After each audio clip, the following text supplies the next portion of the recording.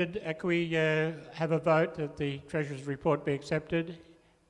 Thank you.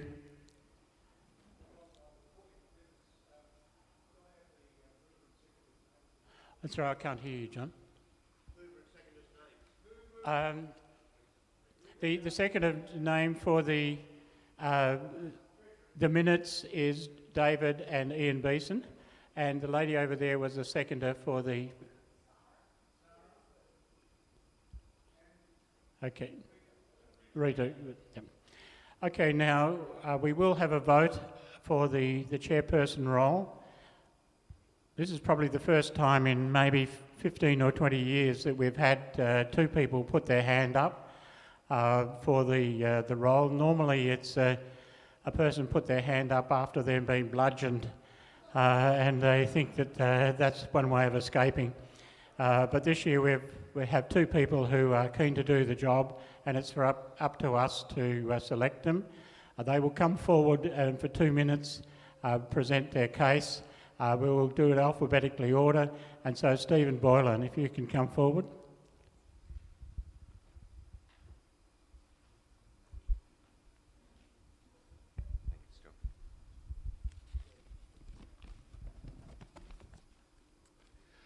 Good evening. My name's Stephen Boylan, and I've put my hand up for the position of President or Chairperson because I do believe I have some skills and experience that would contribute to the position and to WAAS. I see the role as being particularly important to communicate and link up the various elements of our APRA society. And by those elements, I'm referring to these meetings, to smoke signals, to the B-Buddy groups, and the amazing training program we have. I also see that there's a need to build on our engagement with the community, the broader community, with the public and with our local government authorities, to work with them and continue to ensure that they understand that urban beekeeping is a safe practice. To do that, to date, it's been done by a committee and by volunteers. People who've contributed at the apiary, people who've contributed at training, and the people we haven't seen, as John referred to earlier, whether it's assisting in the background with training, assisting with putting us online, or the incredible work that goes with managing the membership. And I believe that with my experience working with a range of committees from children's groups through to community organisations, working as a former councillor with the City of Canning, I have the experience to support and help lead the committee and to support the volunteers, that I have the right sensitivity and the right ability to work with and communicate across, because it's not going to be one person's job, it's going to be many people working to make WAAS work for you, the members. And that's why I've put my hand up.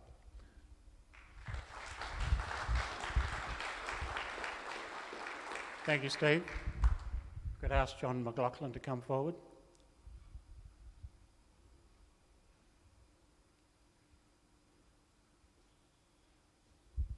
Thank you, John. Well, as John just said, I'm John McLaughlin. Just a bit about me so that you know, I've been a member of WAAS for between 3 and 4 years, and I've been the Secretary of WAAS for around about 2.5 years. I'm a farm boy. I came to the city when I was just finished year 10 to make my fortune, which I eventually did. Not just a modest fortune, working as an engineer and manager in Australia and overseas. I've been keeping bees most of my life on and off, and I currently have 2 hives in East Fremantle. Working as the secretary, I'm conscious of the fact that I worked as part of a team, and a very, very good team, as we've seen tonight. Some excellent people, and that's a great learning experience and a great opportunity to contribute. I guess if I look back, some of the contributions I think I might have made that stand out for me. Firstly, we needed a new constitution. I more or less had the carriage of that, and we ended up in this place in August 2008 at a special general meeting, voting to accept that new constitution. So we were able to, with that, put some pretty sad history behind us. I really like bees and beekeeping. It's really good fun. And I like to get involved with things. I turn up regularly at training and help in the apiary, demonstrating how to pull frames out of hives and how to recognise a drone from a queen and all of that sort of stuff. So I really think that's great fun. And I also help at training, putting on the morning tea and stuff. I'm not really good enough to lecture, I don't think, but that's okay. Other things I've done or am doing, I'm currently WAAS's nominated board member of the Bee Industry Council of WA, which is a very important organisation. Our next guest speaker, Brendon, there is the chair of that, and he'll be saying a bit more about BICWA. What else have I done? I also, as mentioned earlier, am the coordinator of the Fremantle Bee Buddy Group, and that's really good fun too. But the role of secretary is a really interesting role. In that role, those who've ever done it in an organisation, you really get to learn how the organisation ticks and where it is going. I'm very happy to say that it's been a privilege to work with the people on the committee, and particularly John, who's been acknowledged already. And yes, and I wish everyone in WAAS the best of success, whatever happens this evening. Thanks very much, John. Thank you. Thank you, John and Stephen. So I wonder if you could now mark your cards. I don't know mark the box adjacent to the person whom you wish to elect as chairperson. Mark one box only. Perhaps if you put a tick. We have a returning officer, David Currier, who actually has a ballot box here. We will ask people to come up and put their ballots in the box as soon as you finish it. So if you can mark with a tick the name. I think we're very fortunate that we've got two excellent candidates. My only hope is that as neither of them are on the committee, nominated for the committee, that we can still continue to get their support in activities later.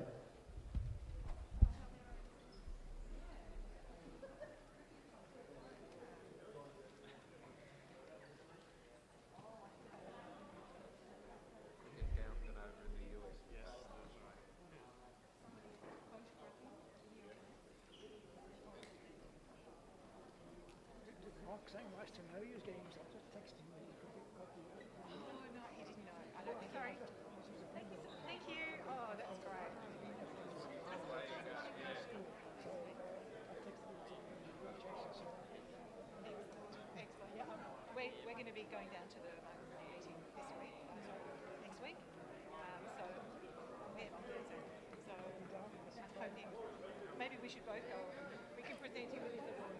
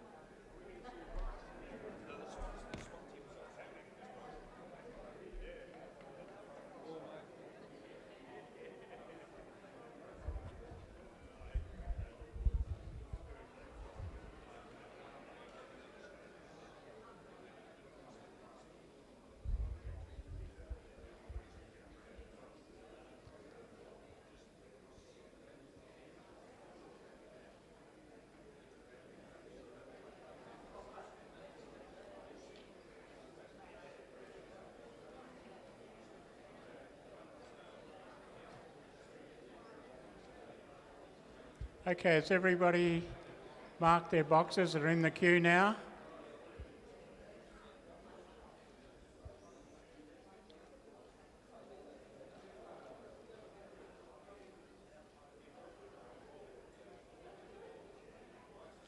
Okay, anyone else to come forward?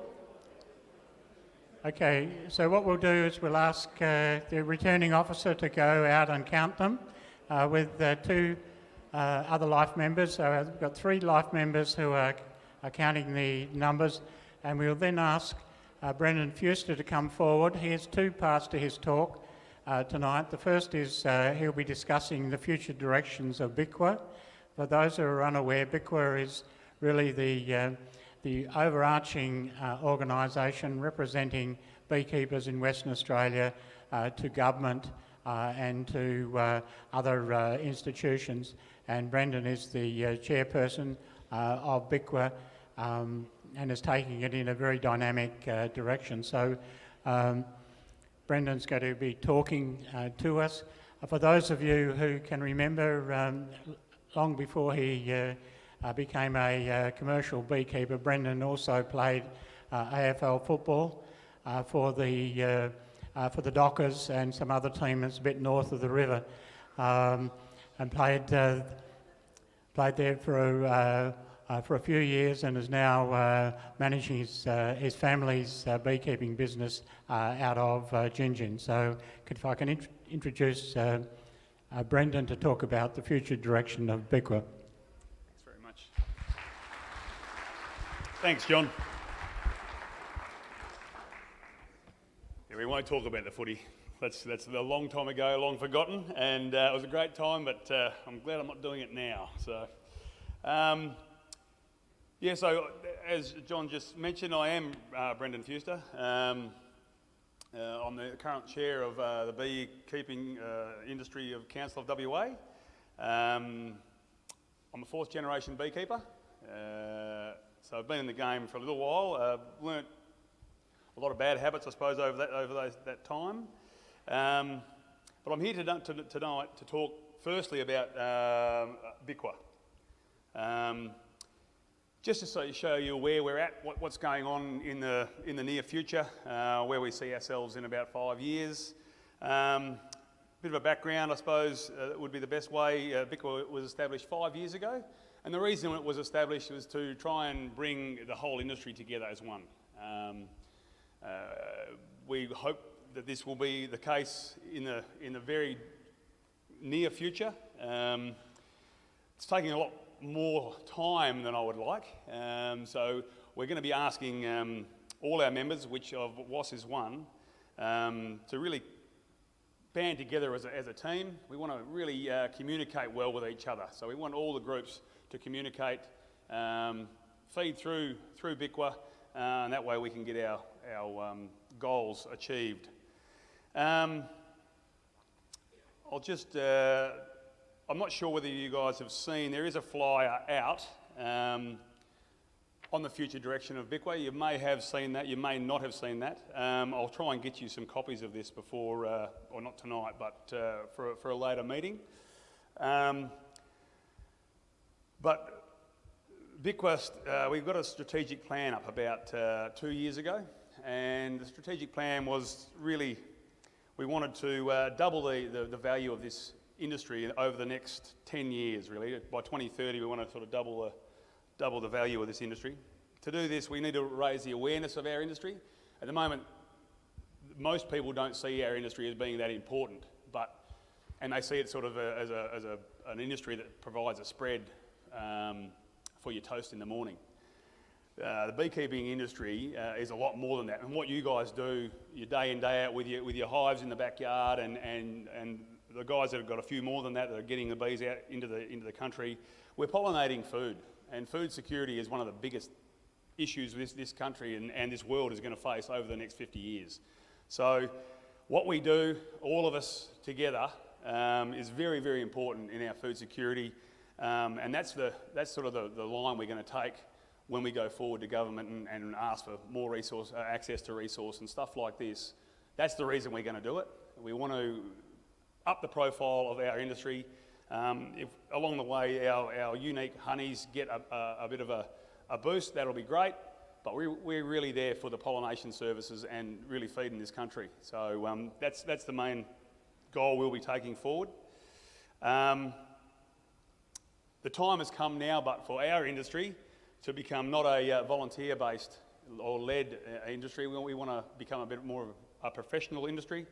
We want to get ourselves a CEO and a bit of an admin staff if we can. But we're going to start nice and slowly, just with trying to get a CEO for 3 days a week to get ourselves a ball rolling that hopefully we'll be able to never stop.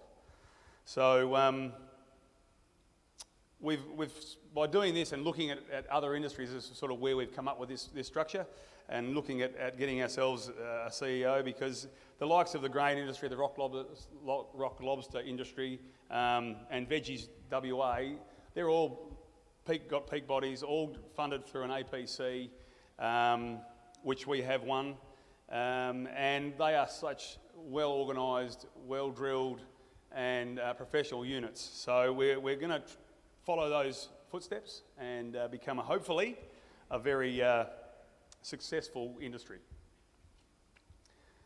I won't probably take a lot more of your time up with that spiel.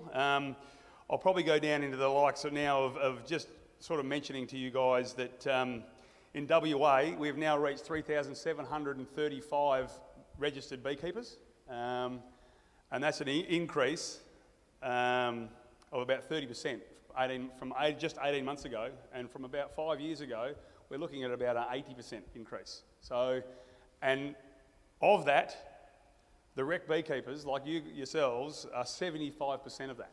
So there's not a lot of commercial guys out there, but you are the main voice. So as an industry leader in WA, we want to really incorporate you guys into this. And I can't say enough how well we've cooperated together with John Chadwick as your president. He's been so great for us to talk to. We've been communicating very well through you guys, through him, and John McLaughlin as your voice on BICWA. We really value their input and all you guys' input into everything we do going forward. So I can see how you're probably thinking, oh, look, I've got 2 hives in the backyard, how can I have a voice? But believe me, you've got the biggest voice in the industry, and we really want to hear from you, because in this room there would be a lot of knowledge that we haven't got as beekeepers. You guys are out professional people, have got every trade under the sun covered. We want to tap into a bit of that knowledge when we can to help drive our industry. So we'll be not putting any pressure on you guys, but we want to see a few hands up and get involved into the BICWA side of life. Give John a bit of a spell maybe, or not that we want you to go, John, because we've loved having you, mate. But yeah, we want to really tap into you guys, your knowledge and your passion for the industry. So. I'd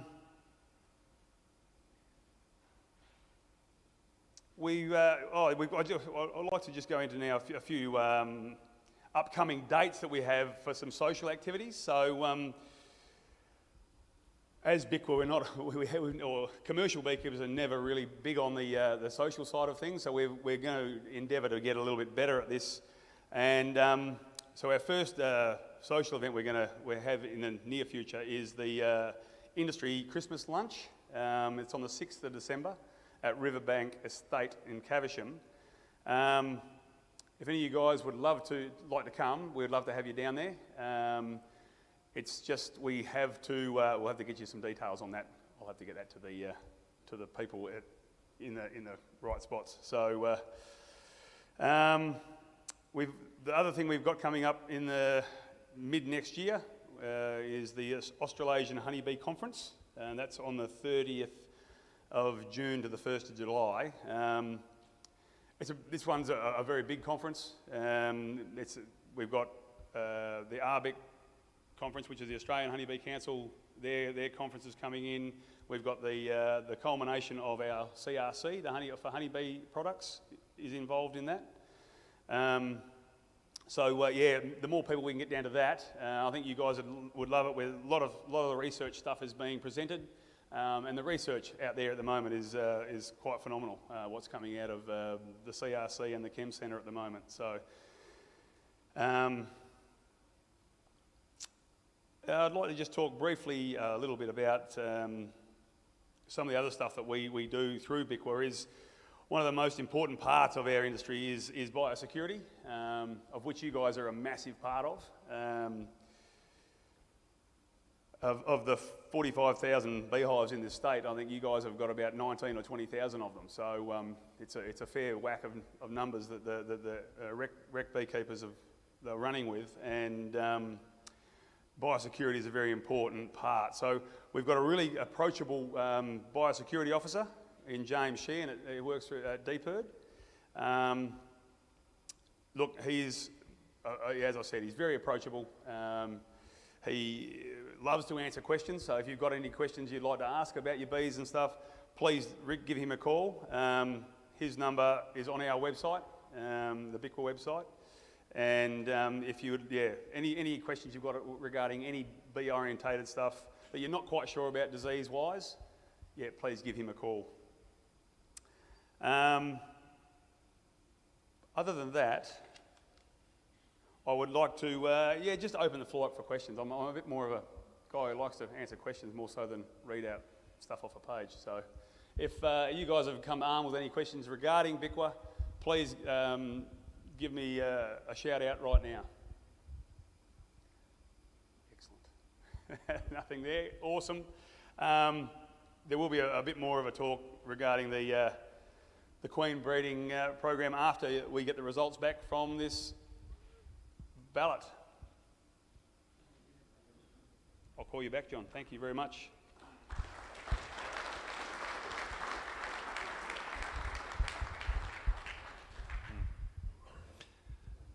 Good evening, everybody. We complied with the minimum requirements. 102 people voted, and I'm pleased to announce that Stephen Boylan is the next chairman of WAAS. That concludes my duties. I don't want to give numbers, but I think somebody should keep them. Okay, Steve, you're duly elected, poor sod, have the president for the next year. John McLaughlin, thank you very much for nominating, and we certainly hope we don't lose you to support of the committee and our activities into the future. Steve, the tradition is now that you take over the rest of the meeting. We will be asking Brendon to come back, but perhaps if you just introduce Brendon and take over the rest of the meeting. Thank you.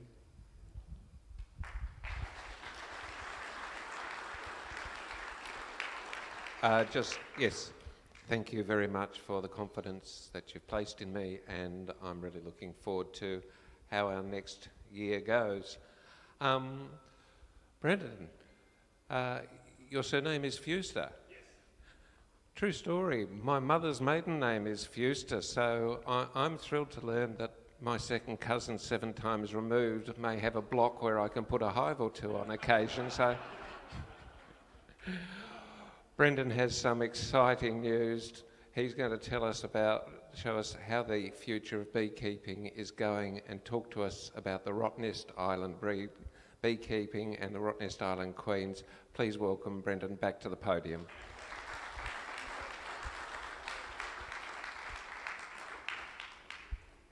Thank you, Stephen. Well done, mate. Congratulations.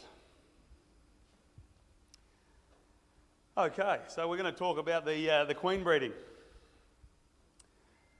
Now, just so you all know, I'm only quite a newbie into the queen breeding program, so I'm only 4 years in, so you're going to have to bear with me a little bit.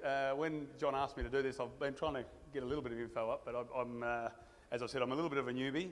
I think you've had John Davies talk on this before to you guys, and he would have been a lot more in-depth than I will be. So I'll be going through the basic program, and then I'll be having a short talk, and then I'm going to be asking any questions you guys have got, because I think that'll be a better way of going about it, I think, is me asking questions and answering some questions from you guys if you've got any. So while I've given you the time, you can think of some questions to ask me maybe. So we'll start with the ROTNAS program. I'll give you a bit of a rundown on the program, and then I'll actually finish off by giving you why I like the program so much. So that's probably more of a thing you would like to hear, I would imagine, than the program's quite benign, really. So, but I'll run it through it for you anyway. ROTNAS breeding program. Am I just going to get? Oh, there it is. Look at that. I get to click myself, which is good. The red one? No, the forward one. Yeah, righto. Which is that one? Yes. So here it all is. In 1974, the WA border was closed due to European foul brood to the east. So we couldn't get any bee products or queens back into the west. So our stocks got locked in, basically. In 1980, the bee stocks were requested from all beekeepers from the Ag Department. So they asked for the beekeepers to bring in queens to donate so they could start to breed some good stock. So they were asked the beekeepers to go out and find their best queens, bring them in, and then they would start to try and breed from them. It was a closed breeding program for 10 years, as it says up here. I'll touch on this more, but for the main criteria of a good queen was for production, brood pattern, and for the temperament of the hive. So, but I'll touch on that a bit more when I finish. From 1980 to 90, the agriculture WA, we brought in a lady from Germany every year. She came over to artificially inseminate the hives, the queens. By doing this, we started getting some quality stock, albeit WA stock. We started getting quality stock delivered back to industry. Then someone had a brainwave, and they said, what about if we bred on ROTNAS? Because ROTNAS is free of bees. We can take our own drones, our own mums, and the girls and the boys meet over there. They're all really nice stock, and they can't get contaminated by feral drones and feral colonies on ROTNAS. So a deal was struck up with the ROTNAS Island Authority to take bees over there every year. The field testing was done over at ROTNAS to make sure that everything was right. So we had to put sentinel hives or bait hives over on ROTNAS to catch any ferals that were over there, and we're still currently doing that now. So every year we send over bait hives to leave on the island to catch any swarms that sort of drift over there and get over there on a boat, or on a really strong easterly day they might be able to get blown over there, or whatever it may be. Then the daughter queens were sold to industry. So I'll also touch on this a little bit towards the end of the, after I've sort of finished the run through. So the industry then took over the program from 1990 to 2000, well, it's 2020, it's taken over this is a very old PowerPoint. We only use ROTNAS. There's no artificial insemination work anymore, and originally there was 8 businesses. Now there's 12 businesses contributing to the program.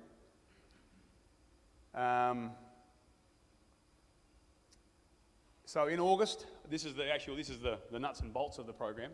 So in August we chuck the drone combs into the hive to start breeding our drones.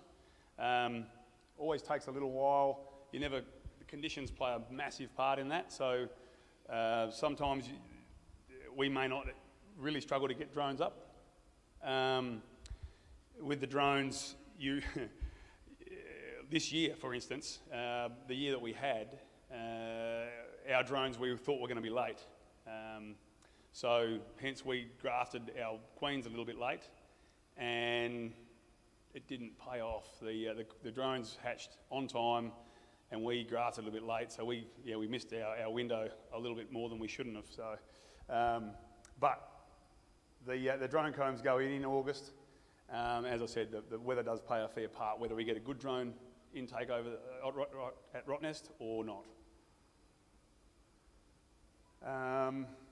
We graft the cells in September, early September normally, and that's always a fun time. It's one of the best times of the year when you're starting to graft cells for Rotto. To head over to Rotto's, well, it's pretty much a holiday for us, so it's always a good time of the year. We load them onto the trucks, so I don't know whether you've ever seen it, but where they go onto the barge. So we load all our nukes with all the queens in them. They go onto the truck, onto a barge, and then the barge takes the bees over. We all meet the bees over there. Get there any way you can, your own boat, on the ferry, whatever it may be. And then we unload the bees into a little patch of heaven over there at Rottnest. They predominantly work the onion weed, but there's a little mallee trees and there's a couple of things that all flower that time of the year that keep the bees nice and healthy while they're over there and get them to do their thing. So, in October we lock the nukes in, load the truck back up, bring them home on let's say the Monday, and then on the Tuesday we all head down to a certain location to clip the wings and see what percentage takeage we all got for the day.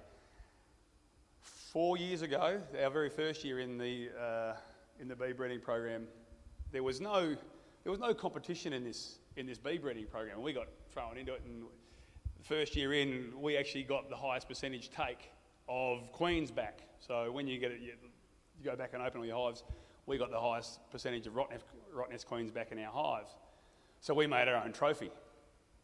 And now there's a fair bit of competition. So that's why I was saying to you before, when we tried something different, we tried to win the trophy, and it didn't pay off this year. So unfortunately, there's always something quite different in the beekeeping world, and not every day is the same. So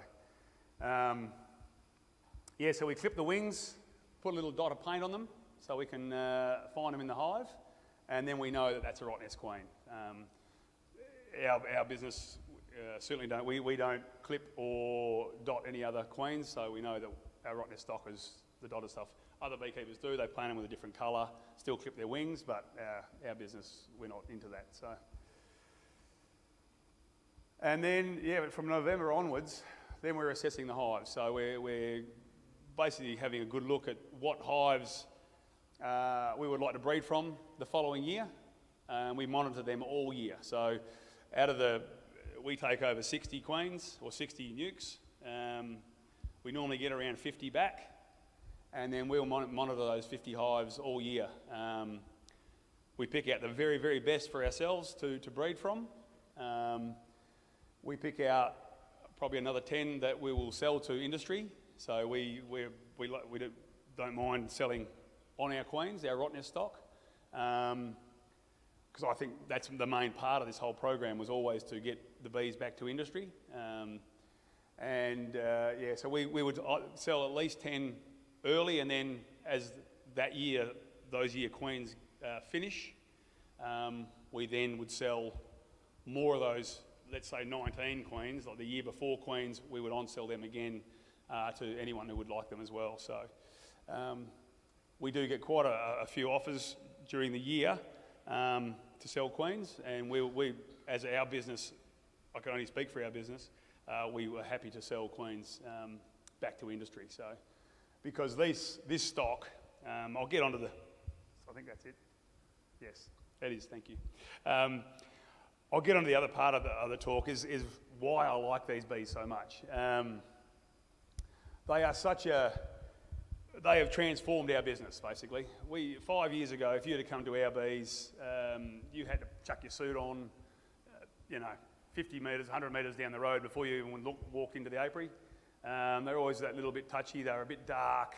And if you guys may know, dark bees are always a little bit more on the frisky side, for want of a better word.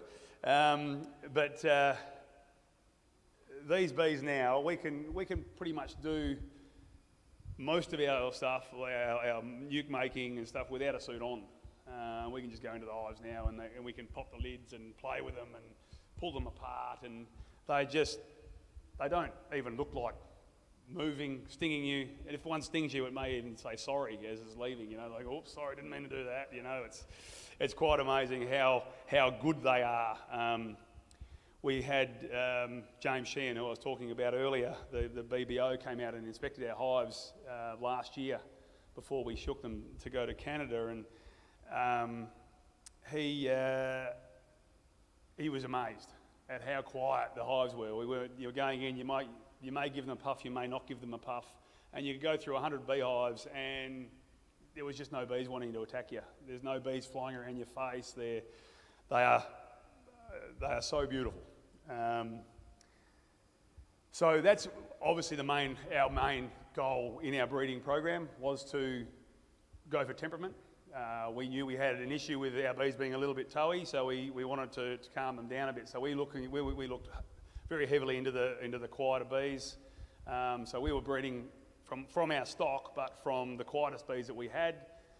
Then by taking them to Rottnest and mating over there with some quiet drones, you get back quieter queens, and that's happened for the last 5 or 4 years. So we're in a situation now where our bees are getting quieter every year.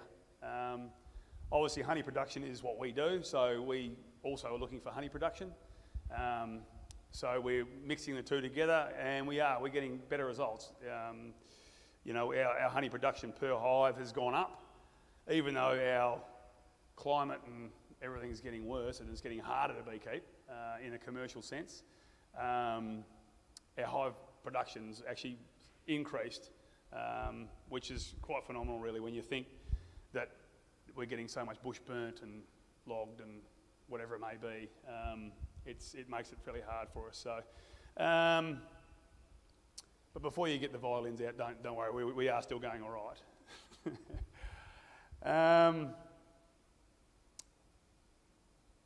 The other parts of what we're looking for is obviously brood pattern.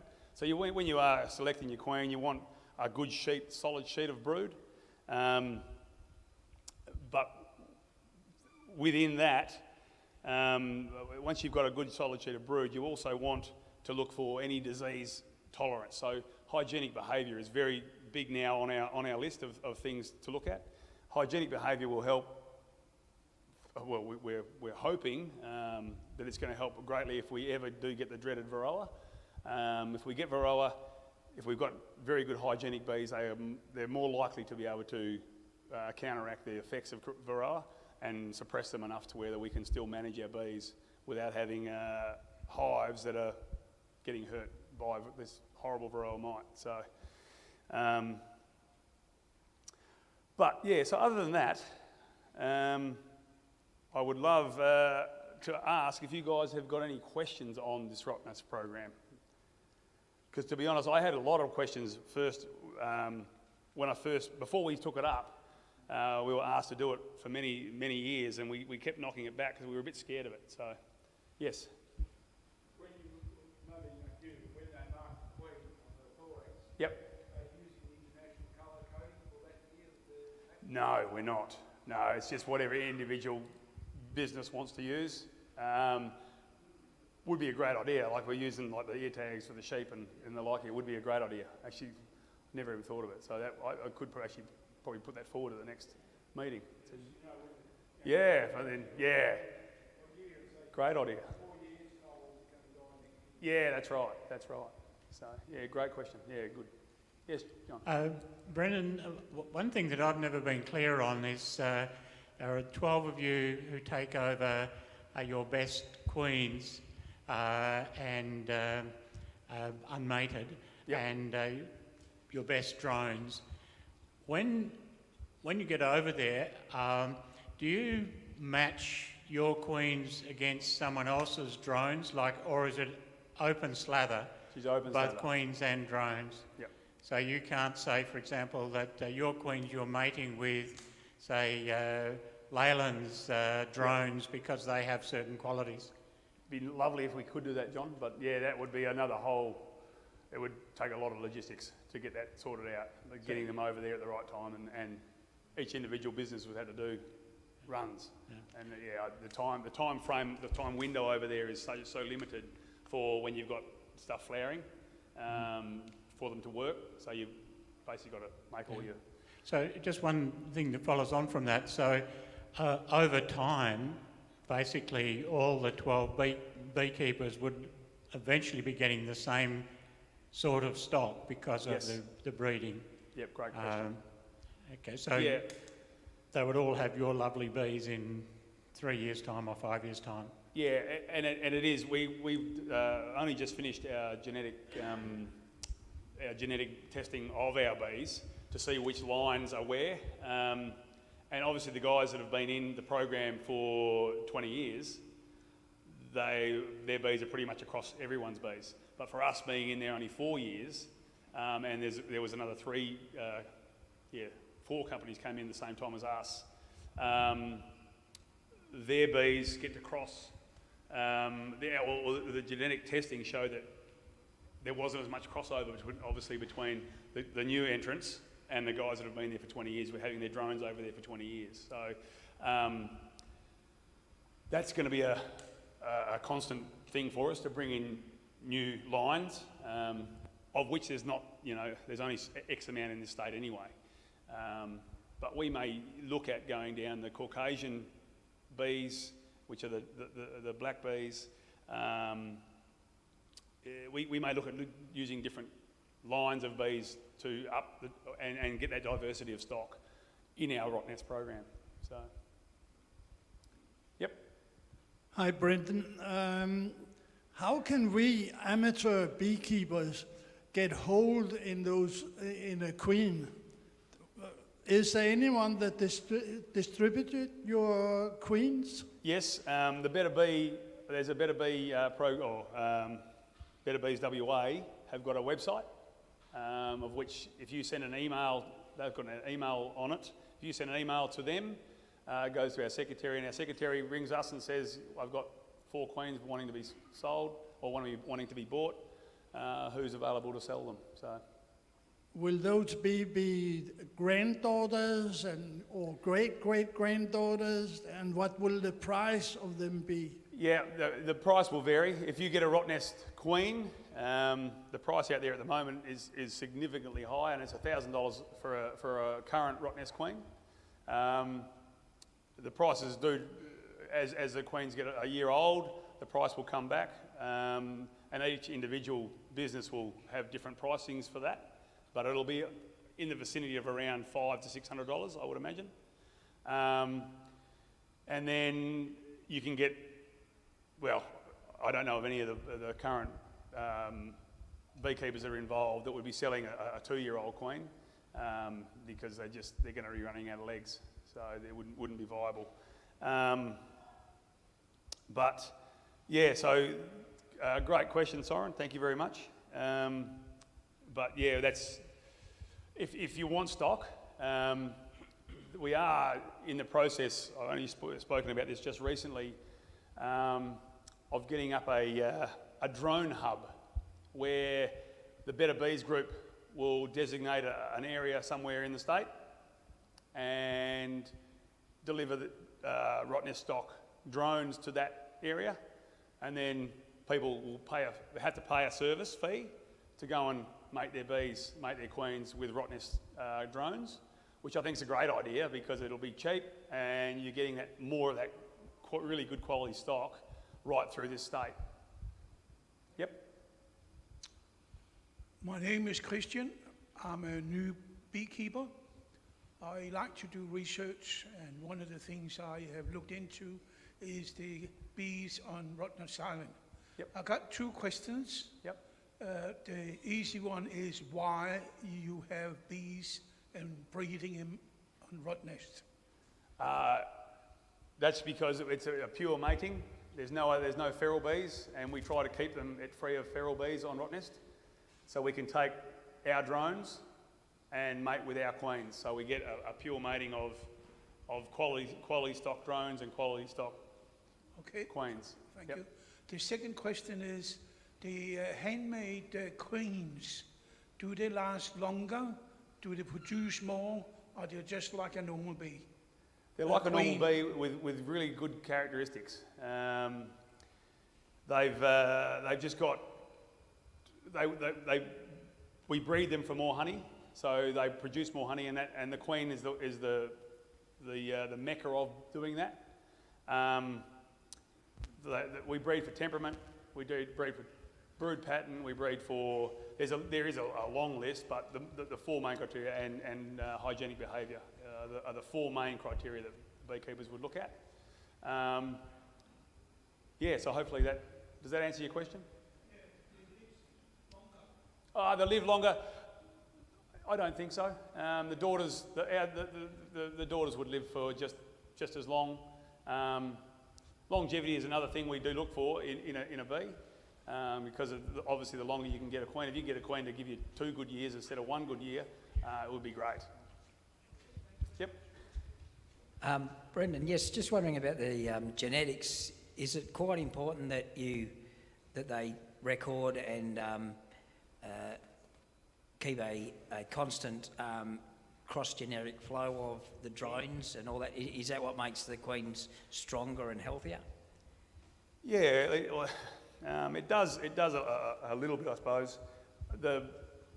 I'm not sure whether you're aware that a queen, and you guys would probably be more aware of this than what I would be, but a queen gets mated, when she gets mated, she mates with about anywhere between, now I've heard different numbers for this, but anywhere between 12 and 50 drones. And of that, she can keep different semen in her, and she can use different semen at different times. Now, because we've definitely seen those effects, and I believe it happens. This is not Better Bee stuff. This is my own personal views. So don't get me wrong, but we've seen, as you're coming into winter, our bees turn a different colour. So they go from a lovely orange colour, because we breed for an orange colour in our bees. We don't go the yellow. We don't like the yellow as much. We like the orange. So, but we see the bees turn into a darker colour. They go more black during winter. And then as they come out of winter, going back into spring, they'll start to turn back into these nice orange bees again. And we keep looking at them thinking, is that us? Is that our eyes? Are we losing it a bit? But we believe it definitely happens. She changes what semen she's using within herself to produce black bees during winter, so they can work longer hours during the day because it's so cold. Yeah. Thanks.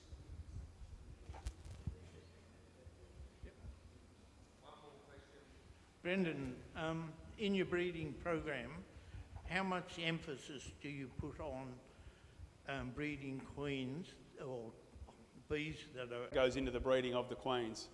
We're certainly looking for that in our criteria. Is if they're prone to swarming, we won't go anywhere near for a breeder.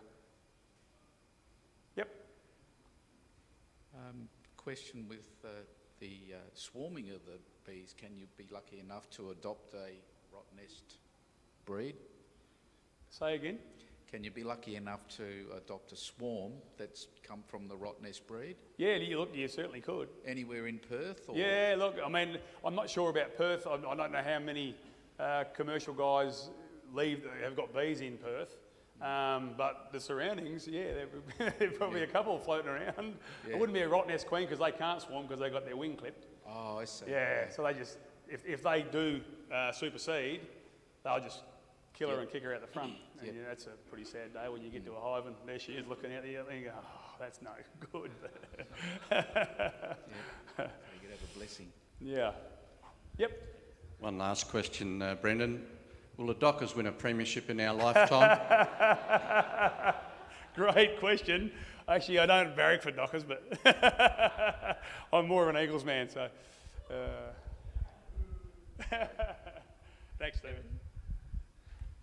Thanks, Brendon. If we can show our appreciation for a terrific speech. And Brendon, just a thank you from us. Thank you very, very much. And we look forward to hearing all about the conference for next year and obviously staying engaged with BICWA. Awesome. Thank you very much, Stephen. Okay. And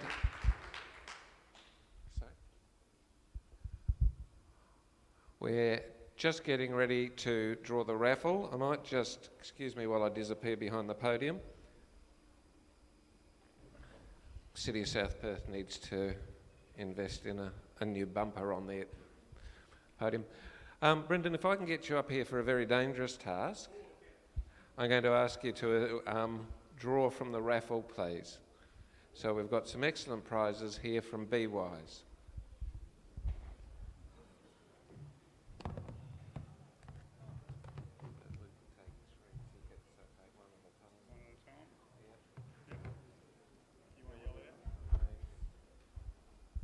We've got F80, so that's third prize, which is a $25 voucher from BICWA. So orange F80. Look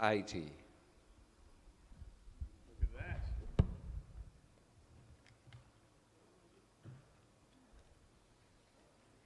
Matches up. Good one. One of those. Take that down to Jack. Okay, thank you. Thanks. Thank you. And orange F74. Second prize is also a $25 voucher from BICWA. F74.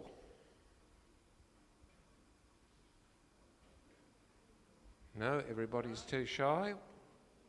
Okay, we'll redraw. Then I'm going to go visit Jack anyway. F65, orange F65.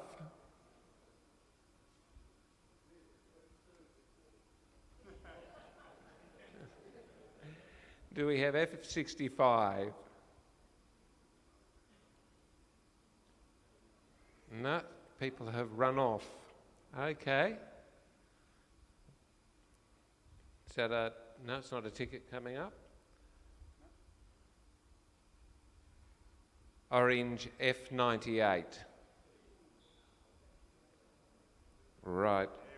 Well done, Nan.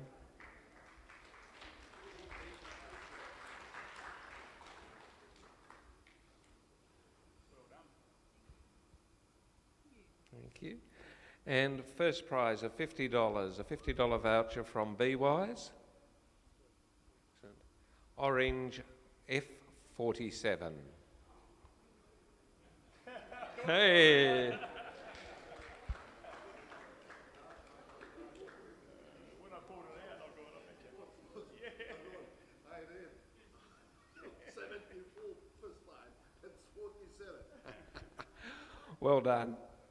Thank you anyway. Okay, and on that note, thank you very much. Yes, Wayne. Okay, a couple of announcements for upcoming events. Please come up onto the stage.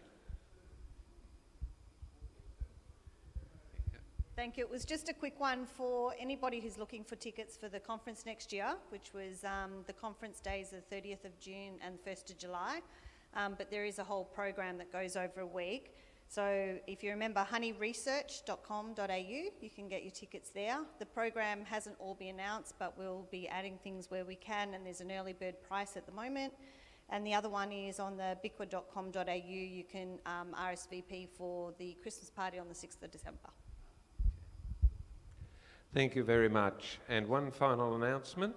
At our next meeting, we'll be auctioning off the painting that you saw advertised in smoke signals. So this is the painting that we'll be auctioning off. And on that note, it's good night, drive safe home, and please help stack the chairs. 10 to a stack. Thank you.